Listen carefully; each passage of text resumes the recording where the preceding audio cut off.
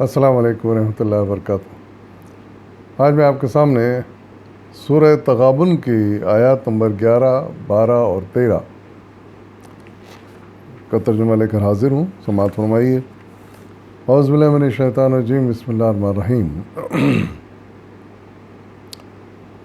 کوئی مصیبت کبھی نہیں آتی مگر اللہ کے اذن سے ہی آتی ہے۔ جو شخص اللہ پر ایمان رکھتا ہو، اللہ اس کے دل کو ہدایت بخشتا ہے، اور اللہ کو ہر چیز کا علم ہے۔ اللہ کی اطاعت کرو اور رسول کی اطاعت کرو، لیکن اگر تم اطاعت سے منہ موڑتے ہو تو ہمارے رسول پر صاف صاف حق پہنچا دینے کے سوا کوئی ذمہ داری نہیں ہے۔ اللہ وہ ہے جس کے سوا کوئی خدا نہیں، لہذا ایمان لانے والوں کو اللہ ہی پر بھروسہ رکھنا چاہیے۔ صدق اللہ العظیم۔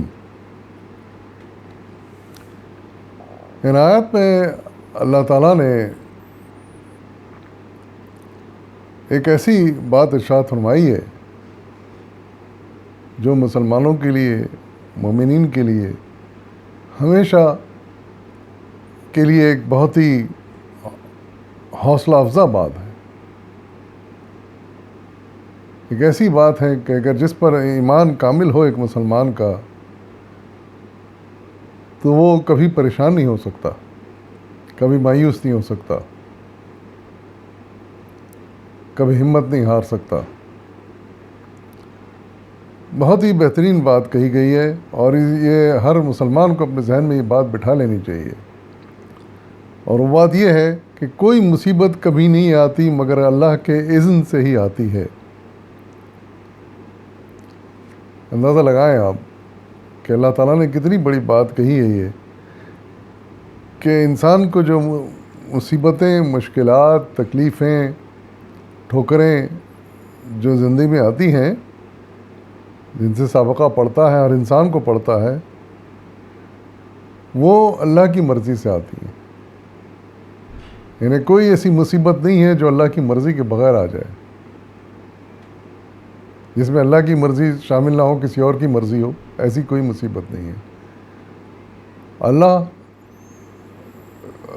کے ارادے سے ہی وہ مصیبت آتی ہے۔ اللہ ایسا چاہتا ہے تو ہی ہوتا ہے، ورنہ وہ ہرگز نہیں ہو سکتا۔ جب یہ ایمان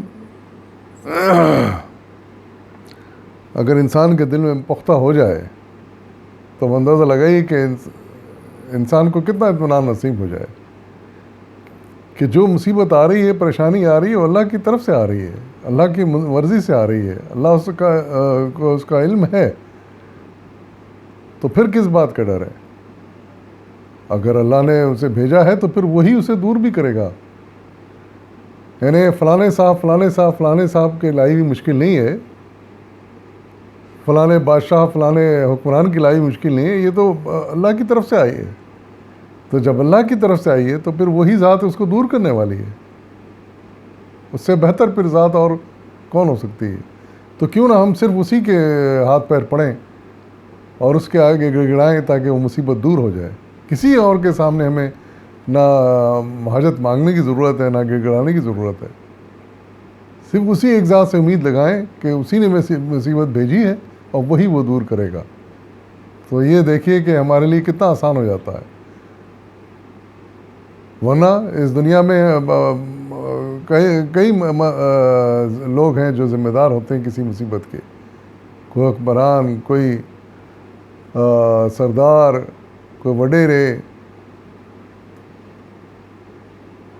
ہر ایک یہ کوئی مصیبت لا سکتا ہے۔ اور اگر ہمیں معلوم نہ ہو کہ کون لے کر آیا ہے مصیبت، تو ہم کس کے ہاتھ پیر پڑیں گے کہ وہ مصیبت دور ہو جائے؟ اس بارے میں مولانا سید عبداللہ مودودی نے اپنی تشریح میں لکھا ہے کہ جو حقیقت مسلمانوں کے ذہن نشین کرنی مقصود ہے وہ یہ ہے کہ نہ مصائب خود آ جاتے ہیں، نہ دنیا میں کسی کی طاقت ہے کہ اختیار سے جس پر جو مصیبت چاہے نازل کر دے۔ یہ تو سراسر اللہ کے اذن پر موقوف ہے کہ کسی پر کوئی مصیبت نازل ہونے دے یا نہ ہونے دے، اور اللہ کا اذن بہرحال کسی نہ کسی مصلحت کی بنا پر ہوتا ہے جسے انسان نہ جانتا ہے نہ سمجھ سکتا ہے، اور اللہ کے اذن کو سمجھنا حقیقت میں انسان کے بس کا کام نہیں ہے۔ بہترین طریقہ یہ ہے کہ اس کے اپنے آپ کو اس کے سپرد کر دیا جائے کہ بس اس کے رحم و کرم پر ہیں ہم۔ تو یہ پریشانی اور الجھنے کی ضرورت نہیں ہے کہ اس کی کیا مصلحت ہے، اس کو سمجھنے کی ہمیں ضرورت نہیں ہے، وہ خود جانتا ہے، وہ خود ہی اس مصیبت کو دور کرے گا، بس اتنا اعتقاد کافی ہے۔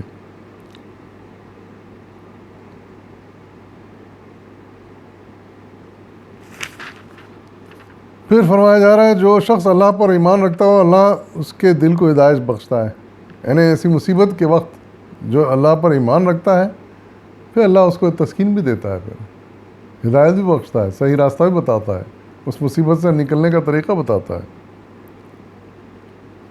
وہ اس لیے کہ اللہ کو ہر چیز کا علم ہے، مصیبت لائی بھی اسی کی ہے، اس کا بھی علم ہے اللہ کو، تو اللہ تعالیٰ اس سے اس مصیبت سے نکال بھی سکتا ہے اسے۔ اللہ کی اطاعت کرو اور رسول کی اطاعت کرو، لیکن اگر تم اطاعت سے منہ موڑتے ہو تو ہمارے رسول پر صاف صاف حق پہنچا دینے کے سوا کوئی ذمہ داری نہیں ہے۔ مزید ایک جملہ مولانا نے بڑا اچھا تعریف فرمایا اس سلسلے میں کہ ایک چیز کو ایک متفقہ علیہ حدیث میں رسول اللہ صلی اللہ علیہ وسلم نے اس طرح بیان فرمایا ہے کہ مومن کا معاملہ بھی عجیب ہے، اللہ اس کے حق میں جو فیصلہ بھی کرتا ہے وہ اس کے لیے اچھا ہی ہوتا ہے۔ مصیبت پڑے تو صبر کرتا ہے مومن، اور وہ اس کے لیے اچھا ہی ہوتا ہے کیونکہ صبر کا پھل ملتا ہے، پھر صبر کا بدلہ ملتا ہے۔ خوشحالی میسر آئے تو شکر کرتا ہے، یہ بھی ایک مومن کا بڑا اچھا طریقہ ہے، اور یہ بڑا اچھا جواب ہے اس مصیبت کا اور خوشحالی آنے کا، اور وہ بھی اس کے لیے اچھا ہوتا ہے۔ یہ بات مومن کے سوا کسی کو نصیب نہیں ہوتی، یعنی ہر حال میں اسے اجر ملتا ہے، یعنی مصیبت پہ اگر صبر کرے تو بھی اجر ہے اور شکر کرے تو بھی اجر ہے۔ یہ بات مخصوص ہے مومن کے لیے خاص۔ اور پھر اللہ تعالیٰ آگے ارشاد فرما رہے ہیں کہ اس لیے اللہ اور رسول کی اطاعت کرو، اس کے حکم پر چلو تاکہ مصیبتوں سے بچ سکو اور اللہ تمہاری مصیبت میں مدد کر سکے، نکال سکے تم مصیبت سے۔ اور اگر تم اطاعت سے منہ موڑتے ہو تو ہمارے رسول پر صرف صاف صاف حق پہنچا دینے کے سوا کوئی ذمہ داری نہیں ہے۔ حقیقت ہے کہ رسول اللہ صلی اللہ علیہ وسلم کی ذمہ داری بس یہی تو تھی کہ اپنا اللہ کا پیغام پہنچا دیں، صاف صاف بتا دیں کہ یہ حق ہے، یہ ناحق ہے، یہ غلط ہے، یہ صحیح ہے۔ اب اگر اطاعت کریں گے تو ہمارا فائدہ اس میں، نہیں کریں گے تو اللہ کا اس میں کچھ نہیں جائے گا، نقصان ہمارا ہی ہوگا۔ اور پھر ایک بات بڑے دلیل کے ساتھ فرمائی گئی، دعوے کے ساتھ کہ اللہ وہ ہے جس کے سوا کوئی خدا نہیں ہے۔ یہ ایک بہت بڑی حقیقت ہے، اب بحیثیت مسلمان کے ہم اس بات پر ہمارا ایمان ہے، تو جب ہم مانتے ہیں کہ اللہ ہی ہے جس کے بعد کوئی خدا نہیں، یعنی خدائی کی طاقتیں صرف ایک ہستی کے پاس ہیں، تو پھر بھروسہ بھی ہمیں ہمارا پوری طرح اسی پہ ہونا چاہیے۔ یہ بھروسہ کبھی ڈگمگانا نہیں چاہیے، متزلزل نہیں ہونا چاہیے، تبھی کامیابی نصیب ہوتی ہے۔ اگر بھروسہ ڈگمگا گیا تو پھر سمجھیے کہ قدم لڑکھڑا گئے تو ہم راستہ بہک گئے۔ یہ چیز نہیں ہونی چاہیے، ہمارا ایمان اتنا پختہ ہونا چاہیے کہ ہر حال میں اللہ کی ذات پر بھروسہ کریں، اسی سے مانگیں اور اسی سے ہماری مصیبت کا حل نکالنے کے لیے درخواست کریں، اور وہی نکال سکتا ہے۔ وآخر دعوانا الحمد للہ رب العالمین۔